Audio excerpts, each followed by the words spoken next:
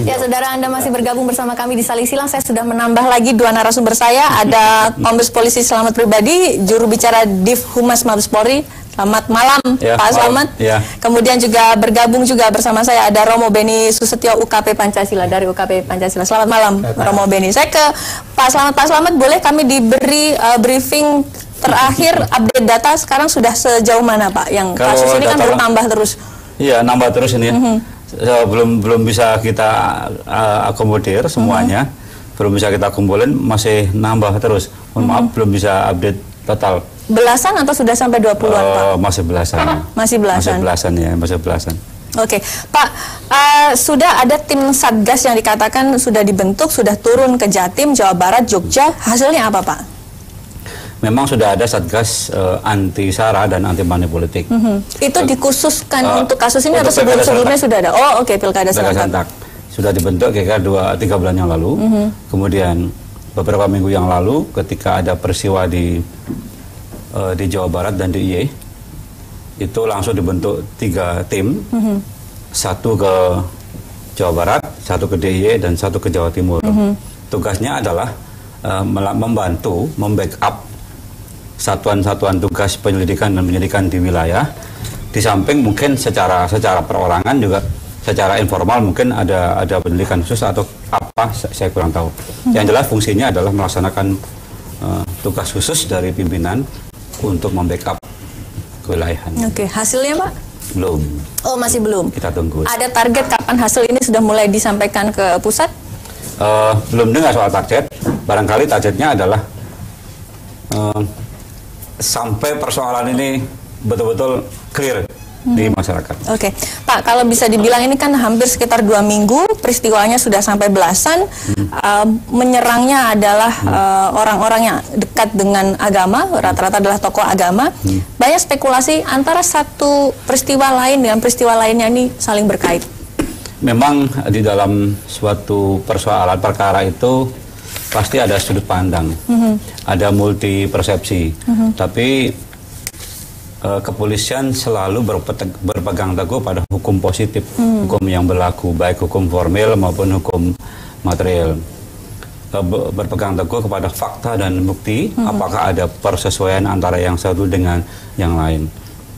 Soal estimasi itu bukan menjadi bagian tugas kami di kepolisian, latar belakang juga tidak. Kalau ada operasi intelijen, operasi penyelidikan, operasi tertutup, itu untuk mendukung operasi terbuka, untuk mendukung operasi penyidikan, dalam rangka pool bucket, bahan keterangan, dan pool bukti. Oke. Banyak yang mengatakan ketika ini kemudian terjadi beberapa kali, dan hampir di waktu yang bersamaan, banyak yang mengatakan, wah, ini jangan-jangan kecolongan. Ya. Padahal sebenarnya BIN, kalau saya lihat mengeluarkan statement, ini sudah saya prediksi sebelum-sebelumnya. Jangan-jangan apa ada informasi yang nggak saling berkesinambungan antara BIN dan juga polisi? Tentu ada koordinasi intelijen antara BIN dengan kepolisian. Tapi itu kan urusan intelijen. Tapi kalau berhubungan dengan tupoksi, tugas pokok dan fungsi kepolisian, tentu dalam rangka mendukung operasi penyidikan. Oke. Mendukung operasi terbuka. Oke, baik. Saya ke Romo Beni dari UKP Pancasila.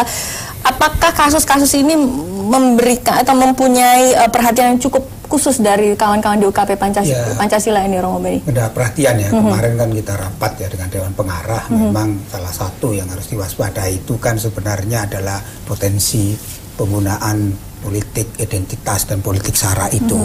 Teror itu kan bagian dari suatu pola untuk menakut-nakuti, bahkan suatu pola untuk membuat masyarakat resah. Kalau dalam teori-teori komunikasi dikenal dengan disonansi kognitif, situasi ketidaknyamanan. Secara politik memang dibuat tidak aman. Jadi itu tapi politik ya, secara sosiologis itu kan terjadi pembelahan masyarakat kan, saling menuduh curiga. Sosiologis dibuat ketakutan. Lah bagaimana keluar dari situasi ketidaknyamanan itu? Lah keluar dari situasi ketidaknyamanan itu pertama-tama ya memang harus ada penegakan hukum yang tegas. Penegakan hukum bahwa pelaku dan penebar dari hoak itu. Karena kadang-kadang ada sebagian fakta betul, ada sebagian fakta tidak betul. Lah dari pelaku-pelaku itu hampir sebagian besar kan para pendidik, Ini kan mengkhawatirkan juga gitu loh. Nah ini yang menurut kami perlu adanya ada persoalan yang mendasar apa? Persoalan mendasar adalah kalau kita mau jujur, yaitu tentang pemahaman. Kalau pemahaman Pancasila itu tidak utuh, kemudian orang tidak memiliki satu ideologi yang kuat, ya mudah dipecah belah. Oke, maka yang dibutuhkan adalah kesimpulan dari sejak awal Romo Beni sudah berperan dan UKP kasus Jogja misalnya sudah mengenai bahwa di antara belasan kasus ini ada sesuatu yang saling berhubungan. Ya selalu rentetan peristiwa ini kan selalu kalau dalam peristiwa-peristiwa ini selalu ada sistematika, ada rangkaian, ada pola. Misalnya kasus saya tidak melihat satu kasus per kasus. Ini berbeda ya. Saya kasus Situbondo dan Santet itu terlibat dalam investigasi data. Ada pola-pola yang selama ini hampir mirip, tapi pola-pola itu selalu terputus. Jadi akan sulit kita menentukan siapa aktornya, aktor dari sebuah desainnya. Tetapi masyarakat melihatnya ada pola-pola yang sistematis, dan pola sistematis ini berbeda. Ketika zaman awal, zaman Gus Dur memang sasarannya Gus Dur. Yang sekarang kan sekarang sasarannya adalah pemerintahan yang sekarang, yaitu mengganggu kestabilisan politik. Maka Pak Muldoko mengatakan ada pemain lama. Ketua P3 juga mengatakan bahkan sudah menurunkan timnya. Lah, saya sebenarnya pola-pola seperti ini cara menghadapi apa? Yaitu masyarakat harus meningkatkan persaudaraan sejati. Dan itu dilakukan oleh Gus Dur, membangun silaturahmi antar tokoh agama, saling berjumpa. Kemudian masyarakat juga membentengi diri dengan membangun yang namanya sistem keamanan. Dan saya rasa masyarakat cerdas kok. Jadi ini tidak akan menimbulkan reaksi besar kok. Justru kalau ini direkayasa terus-menerus seperti ini, itu tidak akan laku juga. Jadi saya percayalah masyarakat dengan kecerdasannya, dan sekarang masyarakat akan memiliki imunitas terhadap hal-hal itu. Sehingga kalau kita melihatnya, ya sekarang kita berupaya bersama-sama bagaimana melihat kasus ini. Dan kita mendorong memang aparat kepolisian untuk segera menyelesaikan ini, dan BIN, Badan Intelijen, untuk melihat siapa sih sebenarnya pelaku dan aktornya. Kalau Anda melihat siapa yang paling dirugikan? Yang dirugikan sebenarnya ini kan lebih pada kepentingan politik kan. Jadi Anda mendengarai bahwa ini ada kaitannya dengan 2019. Ya memang ini kan tahun yang dalam politik identitas akan menguat. Semua orang sudah memprediksi itu. Tapi politik identitas yang menguat itu tidak akan laku kok. Gitu loh. Jadi ini kan mencari kesempatan di ruang yang sempit gitu loh. Karena pengalaman Situbondo misalnya 96, Santet itu, masyarakat itu tidak bisa diadu domba. Gitu. Jadi masyarakat itu punya cara menyiasati. Coba lihat kasus Jogja itu menarik. Bagaimana masyarakat tidak mau dibenturkan kan? Maka masyarakat membangun sebuah politik identitas dilawan dengan apa? Politik kerukunan. Maka masyarakat membersihkan bersama, kemudian mereka hadir bersama, kemudian masyarakat itu membuat semacam budaya, bukan pengiya kata, pemutus kata. Maunya pelaku teror, peristiwa itu kan akan merembet, menimbulkan sentimen, tapi kan tidak terjadi karena ada kekuatan kesadaran masyarakat untuk membangun satu komunitas pemutus kata itu, karena masyarakat tidak mau tunduk dengan provokasi itu. Oke, saya ke Bang Reza. Bang Reza, kalau Anda melihat pandangan Romo Beni ini pandangan yang positif, tapi apakah bisa seoptimis itu?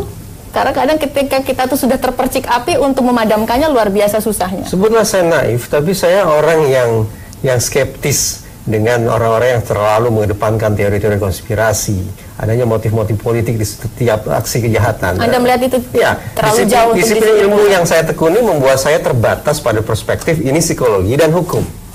Saya tidak terlalu antusias untuk kemudian memasukkan ada perspektif-perspektif walaupun politik. Terjadi belasan dan motifnya hampir sama. Tepat, pembunuhan berencana, pembunuhan berganda, pembunuhan massal itu juga terjadi beruntun. Tapi kemudian kita tidak kemudian harus mudah sekali membangun teori-teori konspirasi, melihatnya sebagai sebuah manuver politik. Sasarannya sama, pemuka agama. Ya sama saja bagaimana kemudian dulu Nazi Jerman membantai ratusan orang atau ribuan orang Yahudi. Kan kita bisa kemudian melihat bahwa penyelesaiannya adalah mahkamah internasional. Hukum kan berarti. Jangan, menurut saya pribadi, sekali lagi dengan disiplin ilmu yang saya punya, saya agak menghindari perbincangan yang memasukkan unsur politik atau teori konspirasi ke dalamnya. Justru mumpung ada Pak Slamet di sini, saya ingin berpesan, Pak. Bicara tentang hoax, boleh jadi bukan hanya hoax yang berkembang atau mewabah di media sosial, tapi ketika pemuka atau tokoh-tokoh nasional kita, ketua partai politik sekalipun membuat spekulasi-spekulasi yang membentur-benturkan masyarakat, meminjam istilah Romo tadi. Kalau perlu dipanggil Pak ke Mabes Polri, dicari tahu bagaimana yang bersangkutan bisa membangun sebuah simpulan bahwa ini berkaitan dengan Pilpres 2019. Tanya kemampuan investigasinya. Bagaimana dia bisa membangun teori semacam itu? Kalau ternyata tidak bisa memberikan pertanggungjawaban, apa yang bisa katakan? Ini orang sebatas menciptakan keresahan yang berlipat ganda di masyarakat, menciptakan potensi benturan baru, berikan sanksi.